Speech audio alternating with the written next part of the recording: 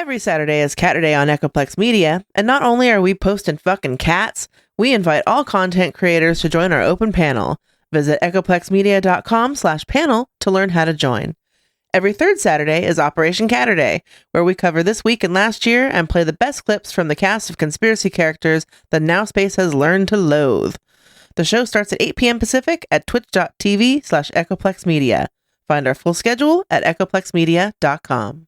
Don't forget to follow us on social media for beautiful food and inspiration.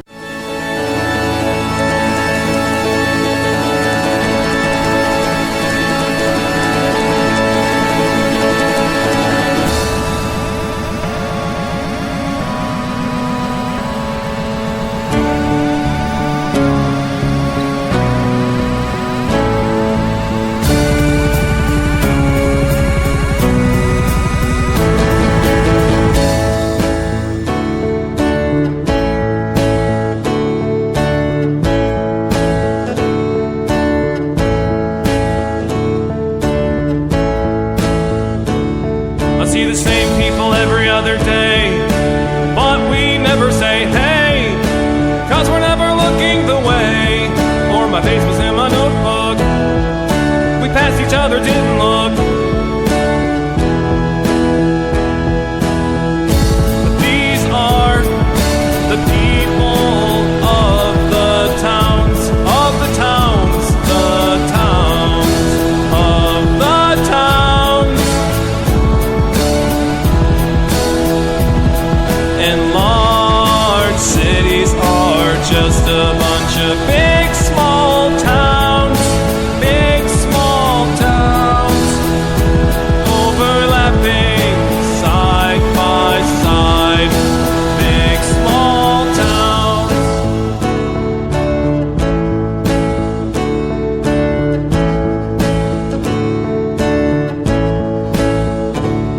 I see new people every day. Everyone's on their way, doing the things that fill their day, and I'm going places too, doing the things that I do with my time. We are the people of the towns, of the towns, the towns, of the towns. And large cities are just a bunch of big small towns, big small towns, diagonal, top to bottom, big small towns.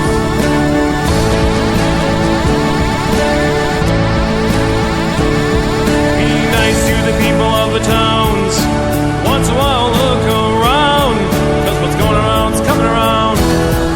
What came around's coming around. What's going around's coming around.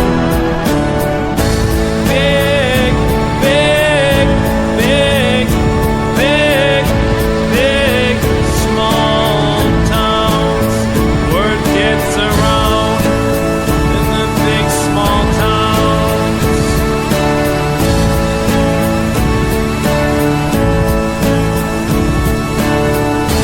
Big, big, big, big, big, small towns. Word gets around in the big small towns.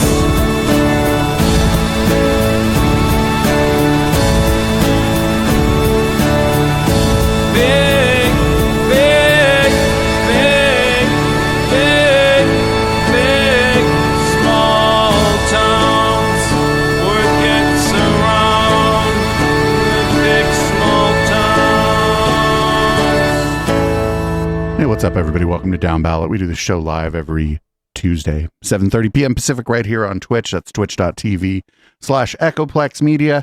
Support this project at patreon.com/echoplex, or just go to our website, echoplexmedia.com, and click the support tab. Tons of other ways to support the project. I am producer Dave, and you can find me on Grindr if you live within a certain distance of me. And this is the Councilman. You can find me at THE_Councilman on Twitter. If you don't live within a certain distance of me, And if you do live within a certain distance of me, I'm so very sorry about that smell. I'll explain what it is later. Anyway, welcome to Downballot. We're really excited to be here tonight. It's a very exciting night in San Jose. We're about to have a new council member within the next few hours, frankly. They're going to be appointing someone to fill the District 8 seat. So we'll get to that later, but really excited about the docket tonight and getting started and seeing you, Producer Dave, as always. Great.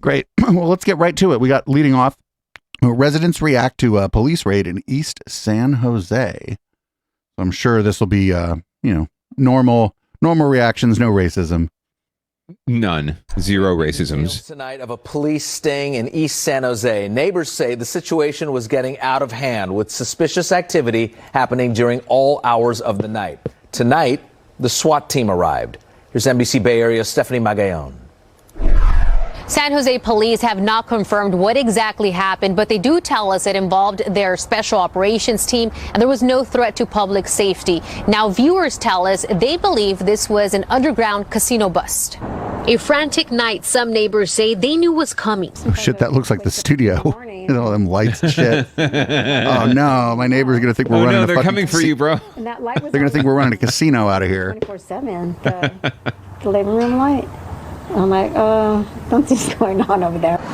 An East San Jose family, too scared to show their faces on camera, say they weren't surprised when they saw this happening on their street.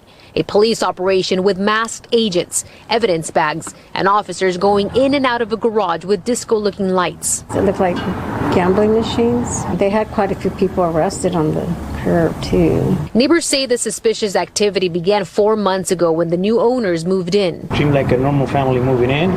Police have not revealed the reason for the raid, nor have they confirmed if any arrests were made. They say it's all part of a special investigation, and there's no threat to public safety. We knew something was suspect, and so this was the evidence that there was something, and we're glad that the police department, handled it. In San Jose, Stephanie Magallon, NBC Bay Area News.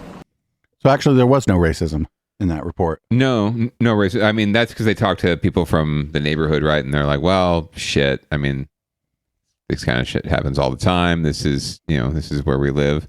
But yeah, if they talk to the man or woman on the street or person on the street in Willow Glen, right, they would have gotten a different response.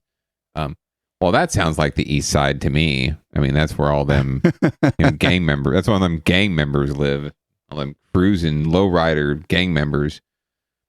And that's just the Italian guys outside of Pete's on an average Tuesday morning. That kind of sucks though, because now I think people are going to assume that I'm running a gambling ring out of here. It's entirely possible. The neighbors have to suspect something, right? I mean, there's people coming and going at all hours. There's music, playing and smoke emanating from the windows, and all manner of shit is happening. And there's lights. Luckily enough, they can't actually see the people coming in and out via Video Ninja at all hours. So, true. But there's a red light, in the garage, at all hours. When something finally does happen, right, and I'm just waiting for the moment when I just see cops swarm the video on your end. But when it does happen, your neighbors will for sure say, they seem like such nice people. They kept to themselves. They were just normal neighbors. So I never suspected anything was going on, although there was a really suspicious red light going on about 11 o'clock every night. Yeah, there'll be video of the police confiscating the disco ball. Yeah. Anyway, but yeah, so just another, ho-hum story, unfortunately. I want to see more raids on the west side. I want to see some people in Willow Glen in the Rose Garden get their heads cracked and open on the sidewalk by the police. Not like that's going to happen, but boy can dream. Very unlikely. Very unlikely. Anyway, shall we go on to winners and Elon Musk? Yeah, Elon was... we were talking. I talked a little bit about it on our tech show that actually comes out tomorrow. That'll be yesterday when this podcast comes out. Anyway, whatever. We talked about it on How the Tech Are You, and my take on this is that Elon doesn't understand that you can't just post through it. Actually, when you're when you're on the stand in a court of law, you can't just keep posting tweets to get out of the tweets that you posted. Yeah, you can't just post through it. It's Yeah. I don't know if you know what that's like a meme on Twitter. It's basically if somebody does something real dumb, they just, instead of like going oops and then like saying they're sorry, they just keep tweeting whatever dumb shit they were tweeting, and that's called posting through it. Interesting. So they like not really own it, they just sort of roll with it. They not only own it, they like repurchase it. They own it several times. But here's we just got 3 clips. The titles of the clips are all fairly similar, but I do think we have at least 2 different media organizations doing reporting on this. I'm curious to see what the local news has to say about this. Exciting. For all of the complexities of a securities fraud case, this is also about a series of tweets and what Elon Musk was thinking when he sent them. Now, first, a little bit about what Elon Musk was thinking today, because he told the court, it was not that far into his testimony, he looked uncomfortable for a few moments, and then he told the room he was suffering from back pain, and he apologized, saying, quote, "I did not sleep well last night. I am not at my best." As for the 4 hours of questioning, most of it came from shareholder attorney Nicholas Porritt, who suggested the plan to take Tesla public wasn't enough of a plan to justify the tweets. He pointed to an unconventional proposal, questions from other members of Tesla leadership, and a lack of signed documents from the supposed investor, the Saudi Public Investment Fund. Now, Musk, as on Friday, he pushed back, and then he got to take some questions from his defense attorneys.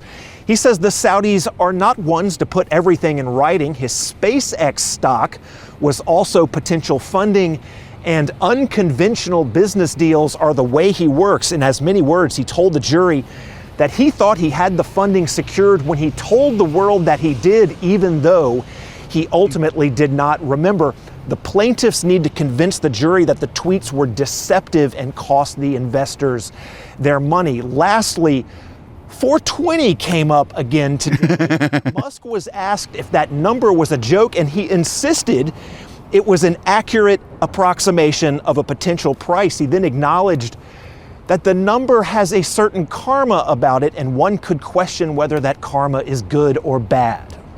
He will be back on the witness stand tomorrow morning. This reporter can barely hold it together without laughing at that last part. This is great. I wish this was like recorded like the Alex Jones trial, because it's probably amazing to watch. Yeah, I'm not really feeling the court reenactment sketches, just because it just doesn't even look like Elon Musk. The sketches are all they're kind of funny though.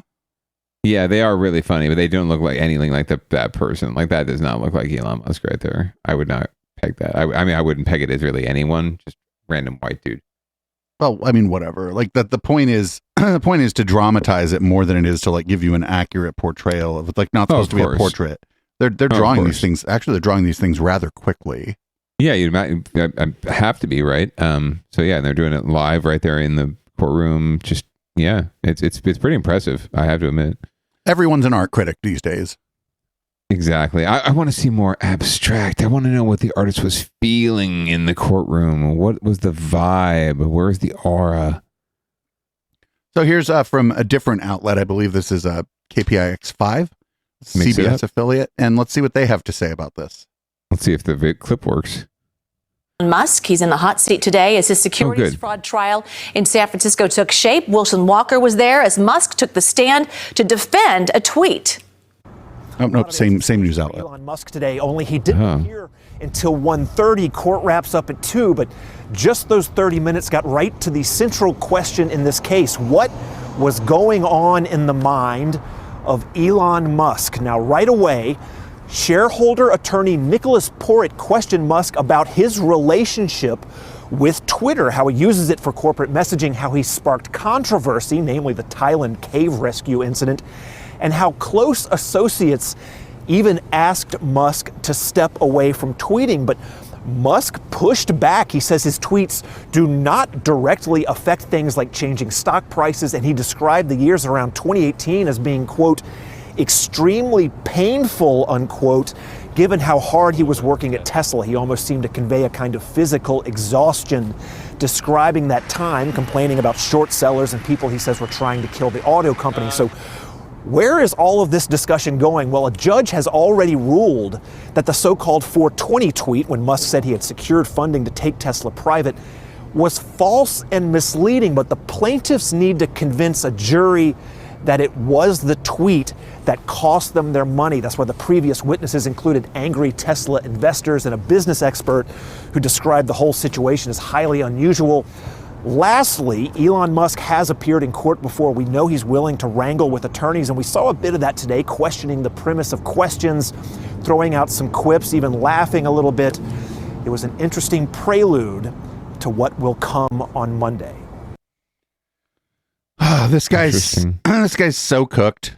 Like, if the jury thinks that he's trying to play them, then he's fucked. What are the consequences if he was like legitimately joking, right? Like he could just play this like, oh, I was just having fun, 420, ha ha ha. Like, is he still? Do you think he's still, vulnerable to this suit? I mean, he can make whatever claim he wants about the reason that he did it. This is about like what he did and what the consequences of it were, right? Not whether or not he believed he was kidding. How it's interpreted, right? Same with Trump, right? Similar kind of thing, right? He can talk about going to get or shooting someone on Fifth Avenue, right? But it doesn't really matter if it's a joke or not. So, I mean, the stakes here are obviously money, but it's not likely, but it could also be ruled that he can no longer be on the board of any company. I mean, I don't think that's likely, because we don't really punish anyone who has his kind of money, power, and influence in this country. But it's possible that could be one of the stipulations of the ruling or whatever. Yeah, if he's found guilty, right? Or if he decides to take a settlement of some sort, that could be part of the settlement. Well, I mean, I'm sure he was offered settlements already that he rejected, right? Because in all these kinds of cases, people are offered settlements. Oh, for 100%, and he's been offered something by now, I'm sure. It goes back and forth. It all depends on how the courtroom trial progresses, right? And up until the point where a jury makes issues a verdict, there's opportunity to cut a deal. So we'll see. We'll see how it goes, and if he's looking like he's going to eat a dick, then his lawyers will advise him to not eat a dick. But we'll see. So it looks like we got one more. Although eating a dick may be very pleasurable to some folks. So it looks like we got one more here. This is again from KPIX5, and we get to look at more of these drawings. Very nice. Witness stand in the lawsuit accusing him of costing investors millions. Good evening, I'm Elizabeth Cook. And I'm Ryan Yamamoto. The Tesla and Twitter CEO appeared in a San Francisco courtroom today for part one of his testimony. Musk is accused of securities fraud over a 2018 tweet that falsely claimed he had secured funding to take Tesla private. He defended his actions today, testifying that just because he says something, it doesn't mean people will believe him or act on it. Yeah, some complicated legal... But the Fox News defense... It's like, actually, nobody takes this seriously. What are you talking about? Yep. The Alex Jones tried that shit too. Oh, for sure. At play during this trial. Here to help us break it all down is Bay Area criminal defense attorney Tony Brass. Thank you so much for joining us. Tony Brass. Just a little insight into Bay Area defense attorney Musk is officially accused of violating here. Well, what the federal law wants to do, the intent is to protect investors from being manipulated. Look at this guy. Investors, when they look at the money they put into a company, the stock they've bought, they are constantly analyzing the value of that stock by what is happening with the company. Is the company going to invent a new car? Are they going to invent new technology? How are they moving forward? What is my stock? What is going to happen with my stock in the future? So what he's accused of doing is manipulating the market by giving the impression to investors that he's going to take Tesla. I know Tesla has gone sort of back and forth. So he gave the impression in 2018 that he was going to take Tesla private, and that impacts the value of the stock that people were holding at the time. So part of Elon Musk's defense essentially boils down to this. He's saying, what I said was untrue, but I thought it was true when I said it. So is that really a valid legal argument? Yeah, I think his defense actually breaks down into two parts. There's I thought it was true when I said it. I have the funding. I have the information that tells me I can afford to do this and I intend to do it. And then I guess he's going to say, well, that information was incorrect. I was under a misapprehension at the time. That is a valid legal defense. But it also seems like what he's saying is that when I communicate via Twitter with a character limit, you can't take that information seriously and base your investment strategy on that. And almost with the joke about 420, he's trying to say like, well, what I say on Twitter might be utter nonsense. But that's very difficult to accept because he's not just he's a brand name unto himself. And he's clearly invested in his own credibility, his own reputation, and in when he talks about the future of the company he owns, the company he's so closely associated with, that what he says has meaning, and investors absolutely are going to rely on that. Yeah, I mean, let's go back to the credibility part of this, because the tweet at the center of this case includes a reference to marijuana, as you mentioned. Today, Musk testified that he did that to amuse his girlfriend. Do you think his seemingly impulsive approach to major business decisions could have any impact on the outcome here? Well, I think this. The real question is, are people going to think he's just making up whatever he can to get out of criminal liability here? And the truth is that being reckless does establish liability in this case. So it's not just that you began with the intent to defraud, but if you were reckless in misleading people, you can also have liability. And so saying that he's making a joke on Twitter, a joke that nobody seems to be in on, and we all text every day. We text things sarcastically. We are all experts in how to mark our written words that we're kidding, that we're joking, with emojis and other things. This really doesn't seem to have any of those indications. Yeah, it's a little different when you're Elon Musk and you're tweeting about Twitter, or Tesla, which is a very powerful company right now. And he's also invested in the credibility of Twitter. Right. So it's a hard sell, at least from my point of view, without being involved in the case directly. It is a very hard sell that he just jokes like this when it comes to money. Like so many people say, I never joke about money. I don't think he's someone who does either. All right, Tony Brass, thank you so much for joining us. Well, stay long. I think Elon Musk is pretty glad he didn't defraud that defense attorney. That's all I'm saying. Right. I think it's amusing that this all could have been avoided with an emoji, with an emote, like a little smiley face, little I don't know, jovial, laughing, crying face, right, on that tweet, and all would have been forgiven. No punishable offense. He was joking, but no. Then again, as I'm watching this, I'm thinking, I mean, how many followers does the guy have? Like millions? Yeah. Right. At that point, like I struggle with, if I put a typo in an email that I sent, in like a newsletter that I send to 200 people, right? I freak the fuck out, right? I'm like, oh, God damn it. There's a typo. Those 200 people are going to be so fucking, offended. Or these people will think I'm stupid or that I can't write. They'll think I'm dumb or I can't write, right? I can't do my job, or the worse yet, if it's for like a client, right? And my client looks bad. But no, this guy's got millions of followers, right? If I had millions of followers, I would pretty well understand the power of every single word that I put out there, right? Every single thing you say. Even Trump understands that to some extent, right? Because it's not, I think he's unhinged, to be sure, but he's also, he knows what elicits a response. He knows how to use the mediums that he uses. So if you've got millions of followers, you have to know how people are going to react. And I'll give you that Elon Musk is definitely on the spectrum somewhere. But at the same time, like you got to be more careful with how you put yourself out there. You're just going to get yourself in trouble eventually. And unfortunately, whoever his handlers are, if he has any, have just let him down completely. That's what I'm saying. There was a previous judgment. I don't know if it was after this or before this, where his tweets about the company had to be like run past the board or something. I forget what the exact terms were, and I forget what the date was. I think it was before this though. And it just seems like he's ignoring that. The thing is, like, what I would do in his situation is the Tesla account would be the only thing tweeting about Tesla.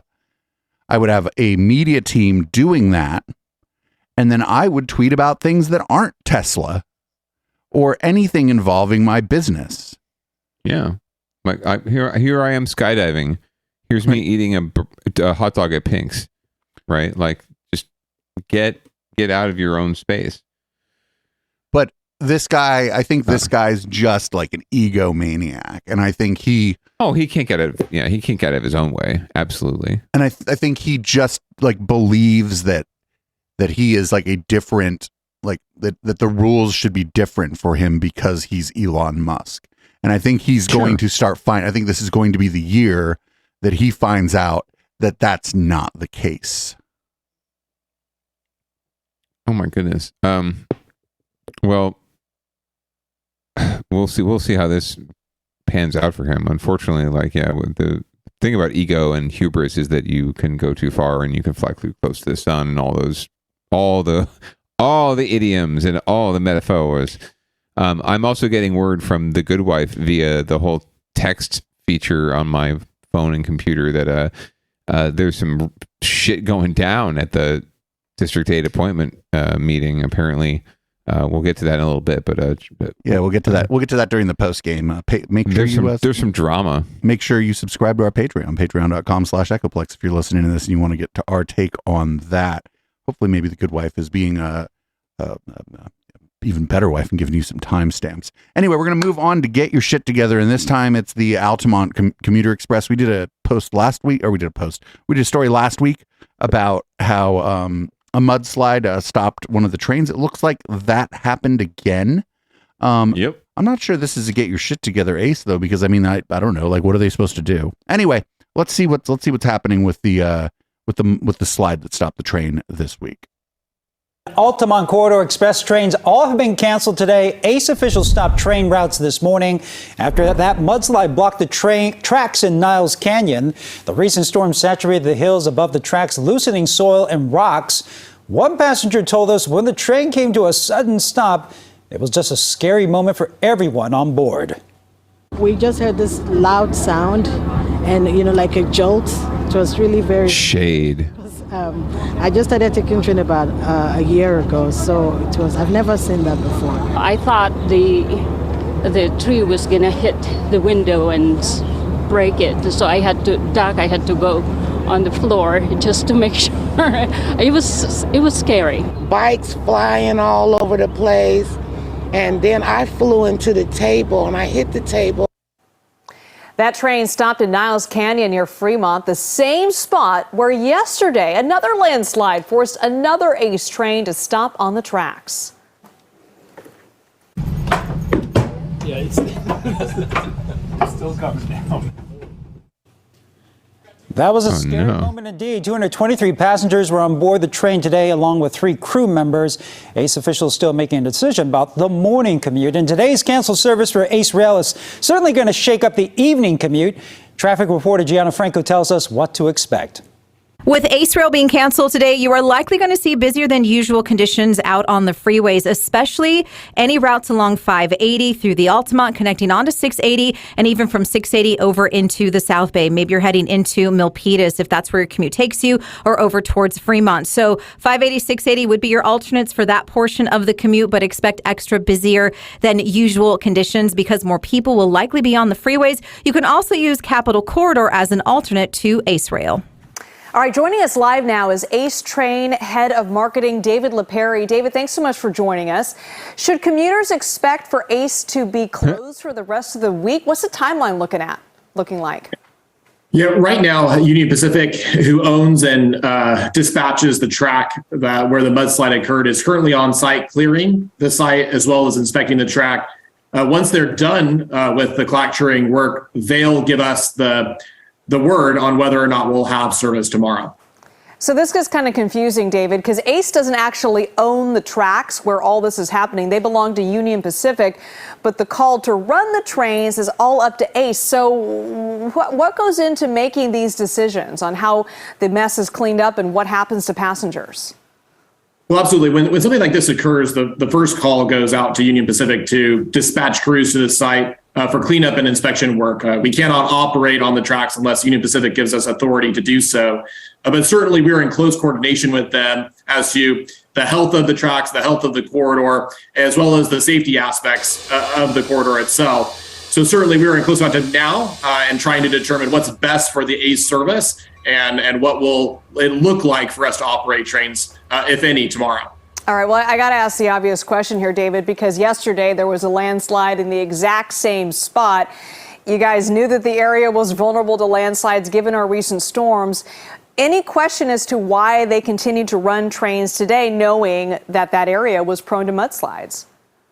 Well, it's a great question. I mean, we ran 2 trains through that corridor yesterday afternoon without incident. As well as Union Pacific ran an additional piece of equipment through there in the evening time as a precaution to see whether there were any unstable portions, and all was clear. So we were given the go-ahead to operate this morning and didn't anticipate having another slide. Now, unfortunately, another slide did occur. And so I think the conversation that you're starting here is the conversation that we're having with Union Pacific now, which is, how do we ensure that we're going to have a successful operation going forward. Right, because the ground is still soft and it's going to be like that for the next couple of weeks just because we got so much rain. Are there any plans for mitigation to prevent future mudslides? Anything you can do in that area? But I really think the plans for stabilizing, in Niles Canyon and in the right of way is going to be up to Union Pacific. It's their tracks, their right of way. Certainly we will be talking to them about that, but ultimately that's their decision. All right, David, thank you so much for joining us and for that valuable information there. Thank you. We'll stay with CBS News Bay Area for continuing coverage on ACE Rail. Or with Downballot. Thank you for giving us the company line. We appreciate that very much, David. Oh, how very nice. It makes me a little envious. He's probably getting big bucks for that. I don't make the big bucks. I do similar work. But, I have to respect game. Yeah, very, very interesting. You'd think that they would figure this shit out before they kept sending trains and equipment through there. Well, it sounds like they did. I mean, how are you going to predict a landslide? I know, right? It's hard. It's hard. But they're like, well, we got 2-3 trains through there, so we figured it was fine. Like, you need to do a little bit more research and due diligence, I'm sure, could have helped as well. I mean, you are it's a struggle because you've got passengers, you've got the beast to feed. You got to get trains rolling. But at the same time, you got to make sure people are safe because the more this happens again, and that's like fool me once, okay, fool me twice. What was it? Fool me once, shame on you. Fool me twice, shame on me. So we're going to move on to Down Ballot Watch. It looks like we have the Oakland Police Chief requests reinstatement. Do you have a little background on this story? Because I don't think we've talked too much about this on the show. Oh, I don't know. I forgot if we had gotten to the initial story last week. So, not really out of the clear blue sky, I suppose, but pretty abruptly this past week, the Oakland Police Chief was put on administrative leave.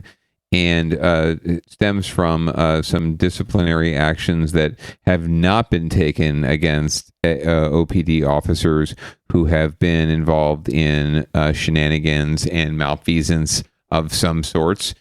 So apparently, because the department itself is under federal oversight, and the city has long been plagued by distrust of its PD, apparently the mayor and the city decided that they would take this step, and now the chief is sort of making his case for getting reinstated. So there you go.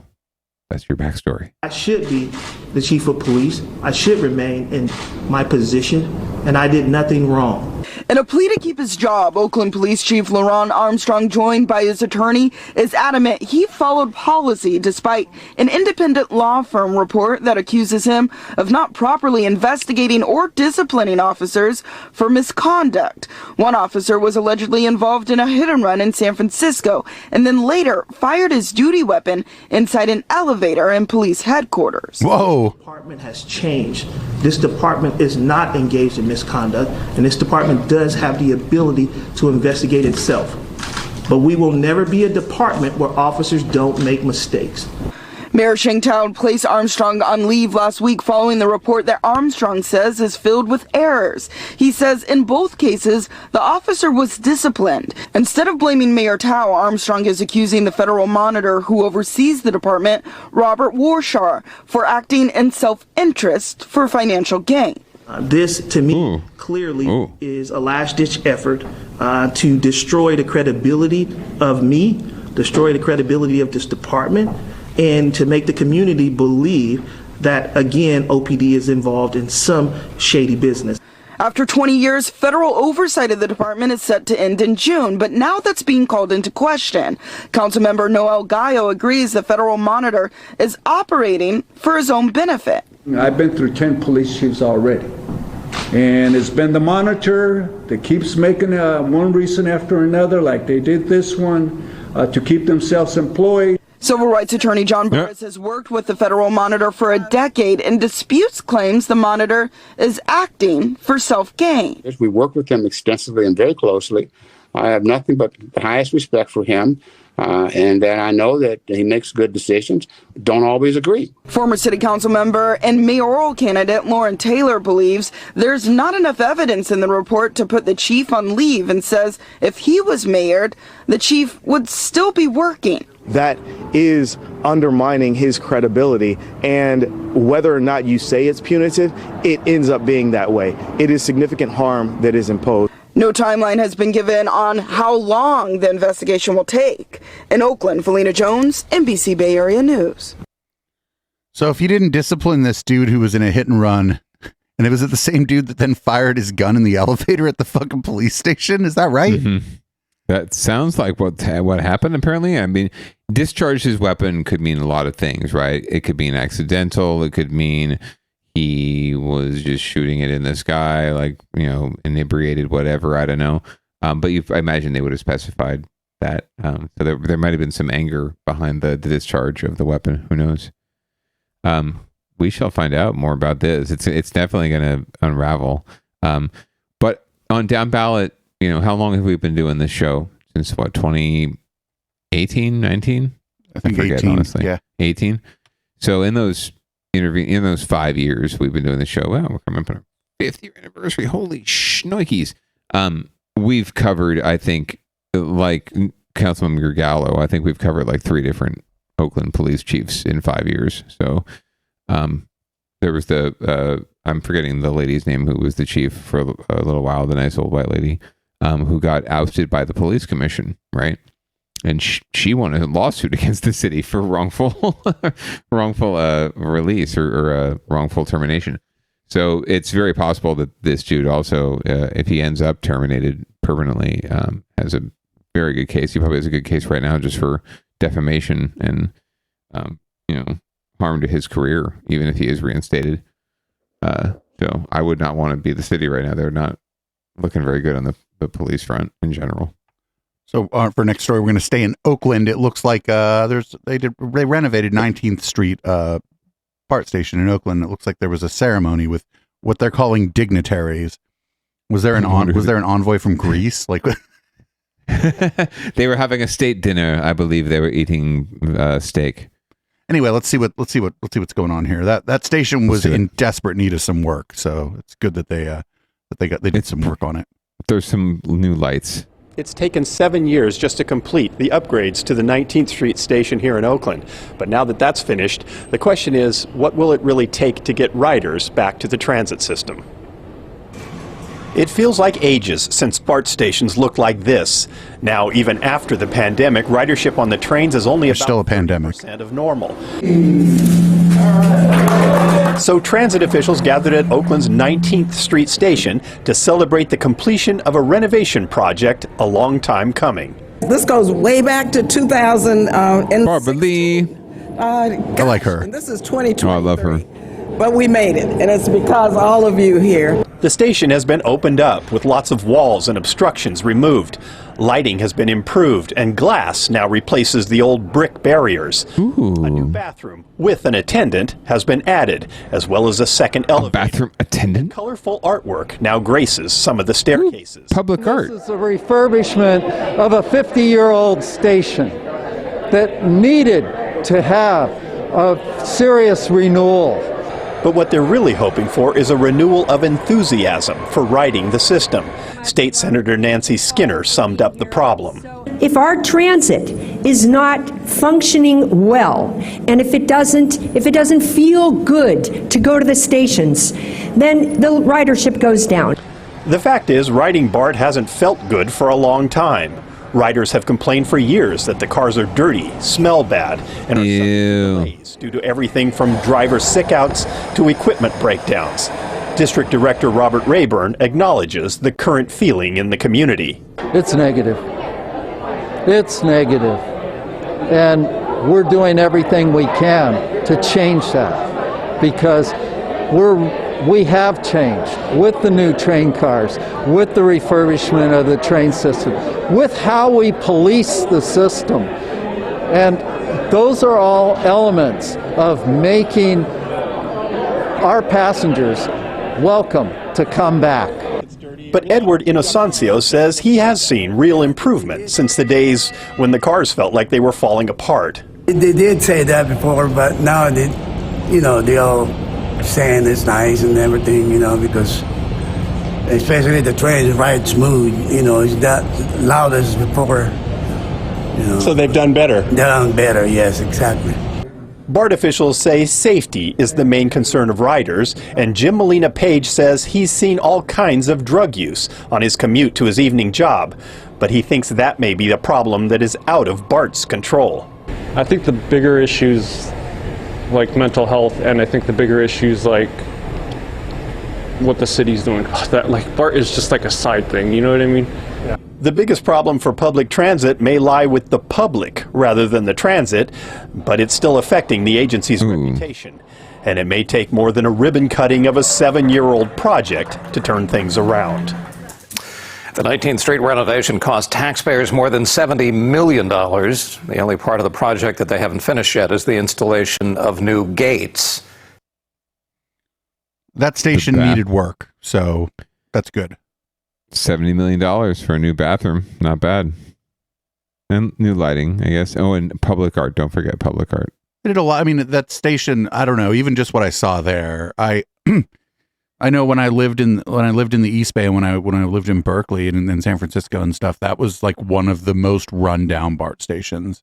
And it just what I saw there, it just looks a lot better. It's brighter, it looks cleaner. So I mean, I don't know, just little things to make the system more inviting are probably pretty good. And again, that's $70 million when you think of like the amount of people that go through that station, even on a down year. That's just like, it's like pennies per passenger. Yeah, so I think it was a deal. Absolutely. And it does make you think, and it made me think watching that clip. 50 years. It's been more than 50 years we've had this system in place, right? And it's never made a full circuit around the Bay. It never will. But at least it's coming to San Jose finally. But 50 years later, it's unreal. It's going to take another 10 years for it all to be realized. So we're talking about 60 years the system will be in place before you see one passenger get on a BART train in downtown San Jose. And that's a shame. It really is a shame. It is, but it's San Jose's fault. It's the politics of San Jose. People were literally calling it Mokeland. They're calling it Mobile Oakland. And we know what that's code for. Racism. Yeah. Absolutely. But I guess better late than never. Fuck it. I should embrace it. And you know what? San Mateo County is never going to get BART, so fuck them. Or at least it's not going to get further south than Millbrae. Yeah. That Millbrae station isn't that new, and that station is in great condition. That's another. Yeah, it's one of the nicer nice stations. Very easy to navigate. Very well marked. the pod will be a little shorter this week, and we'll have some post game. We'll consider whether or not to make the post game available for free. I don't know. Do you deserve it? Who knows? We do have another thing. And again, when any car like is involved in any kind of accident, they just say a car crashed into a pool. But if it's a Tesla, they tell you specifically that it was a Tesla, and I don't understand it. I think the local news must have it in for Elon Musk. Maybe. I don't know. Maybe they want you to know that this isn't one of the poors. Who knows? Right. Anyway, here's this local story about a car versus pool, and it seems like the pool won, and unfortunately, there was a fatality. The passenger didn't survive the incident. And now to a developing story in the North Bay where a woman died after crashing her Tesla into a backyard and into the pool. Investigators say she was not wearing a seatbelt, but now they're trying to figure out what caused her to swerve off the road. Today in the Bay's Alyssa Gord reports from San Rafael. Well, we don't know how fast that car was going, but CHP tells us the Tesla veered off of the road into that fence, creating that hole, and then careened across the backyard. What fence? What hole? I can't see shit. A staggering sight in San Rafael, a crane lifting a 2019 Tesla out of a backyard pool. Pool water rushing out of the vehicle. And I heard a loud, boom. Panel gaps are fucked up. And I jumped up out of bed. Barbara Kuffner lives here. Saturday morning, she says she heard what she thought was thunder and lightning and saw lights in her pool. But it wasn't thunder or lightning. It was a Tesla. The CHP says a woman in her 70s was behind the wheel when, for unknown reasons, she veered to the right, crossing Bayview Road, crashing through the fence, plowing through the backyard and into Barbara's pool. I just called 911. Barbara said a friend was there at the time and tried to help. And he was trying to brake the car to get the person out, but he couldn't. Paramedics arrived shortly after, but the woman died. No one else was hurt. CHP is waiting for a report from the coroner's office and data from the car. At this point, investigators don't think alcohol or drugs played a role in the crash, and they're not sure if the Tesla was in autopilot. At this time, it's still under investigation. We're not sure if any of that had played a role in this crash, but everything will be looked at. We'll be able to download the information from the vehicle. In the meantime, Barbara is left with debris and damage all around her pool. While she picks up the pieces, she's feeling grateful that she, her friend, and her friend's dog were not in the backyard when the crash happened. All three of us could have been out there at that time, and we might not be alive right now. You know, it's life's a timing thing. So that's, we're grateful for that. Alyssa Gord, Today in the Bay. So, yeah, we don't know what happened there. There's no way to know. No. And, I don't know. Was the car in driver assist mode? I don't know. Fucking who knows? I think I dropped it on there because you did point out that there was a trend here that Tesla's getting singled out, right? If it was a Honda or a Toyota or a Ford, they would not have said a Ford, drove into a pool, right? Just because it might have been an autopilot. That's pretty much what it is, right? It's sexy. It's something hot that they can get clicks for, right? So I didn't click through it because it was the Tesla story. We saw this on the news live. Did find it interesting the way they framed this woman and her friend and her friend's dog. Her boyfriend and her boyfriend's dog, or her girlfriend and her girlfriend's dog were over at the house. Good for the dog. I'm glad the dog's safe. That's good to hear. I'm very happy for them. Yeah, like I said, we just don't know. And again, it's like fucking Elon Musk brought, to the extent that the news is picking on him or whatever, he brought this on himself by saying that the car goes into autopilot. He could have just 100%. Said advanced driver assist, and I don't think that like people would then be asking ADA. Yeah, did the car drive itself into the pool? I don't think people would be asking that if he would have called it just driver, advanced driver assist or whatever. But probably not. Dude's a fucking engages in puffery, they might say. Poofery. He's a confabulator. Poofery. So, I don't know. Want to read the show out? Yeah, we'll stick around for the post game. We're going to jump into the San Jose City Council appointment process. It looks like there was some shite going down over at the council meeting live right here as we're laying it down here on Twitch and recording it for you, our podcast listener and viewer. And we really appreciate you showing up on a weekly basis to check out our little show here and to get a little bit of that local derp, because all derp is local. So please keep coming back at 7:30 Pacific every Tuesday night, except when we're not on at 7:30 Pacific on a Tuesday night. And be sure to get vaccinated, wear a mask, pants are optional, and we hope you have a great evening. Peace out.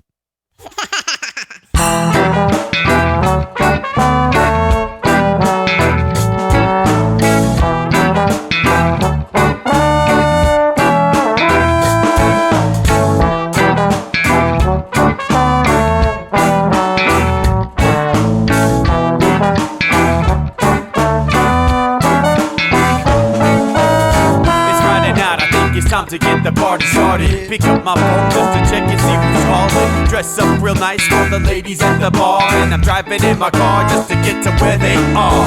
Here at the local scene is where I plant my feet. It's where I smoke my cigarette and I hold my drink. I look at all my friends, they're all blazing greens. Here at the front of the stage waiting for MTV. Where are those guys who's standing next to me with a pipe in his hand ready to blaze for me? About 5 minutes later we're all singing Queen. Now get the fuck up on stage, man, rock the scene, yeah. We do what we want, and what we want is to jam. So sit back and enjoy the band.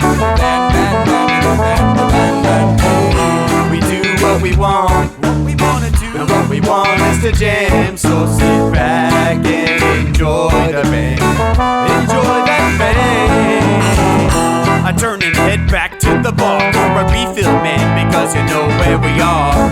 We're headed out to the car to smoke another one and another one. Now just when the magic starts kicking in, I hear relapse playing, you know it's time to head in. Alright everybody, now it's time to grab a new drink. Spark it if you got it and then pass it to me, yeah. We do what we want, and what we want is to jam. So sit back and enjoy the band. We do what we want to do, and what we want is to jam. So sit back and enjoy the band. Enjoy that band. Last up on the bill for the show tonight is Down and Dirty at 5, so we're headed outside to spark up another joint. Now who's got my lighter? Stoner E, of course, shouldn't you be inside? I'm all up in this bitch, being who I gotta be. I'm fucked up like the U.S. economy.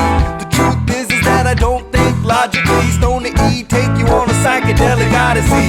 Now inside motherfuckers is rocking me, and outside shit we smoke a lot of broccoli.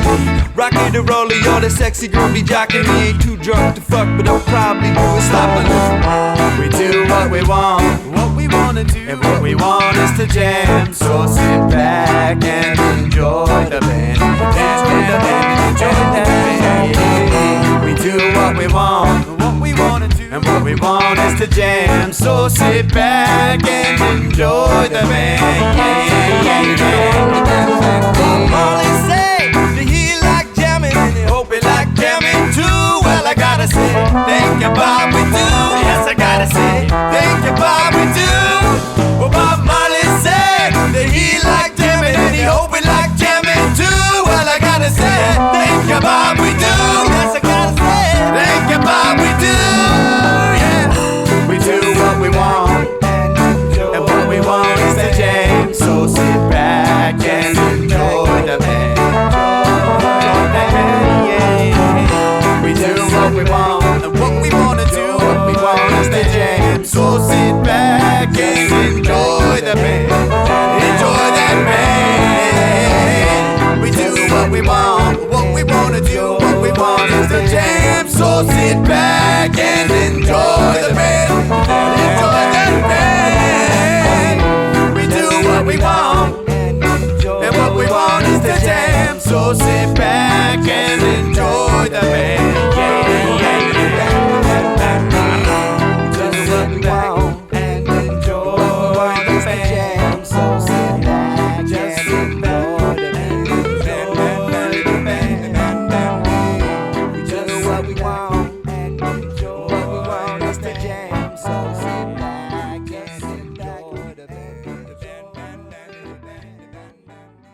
Echoplex Media streams 7 days a week on twitch.tv/Echoplex Media.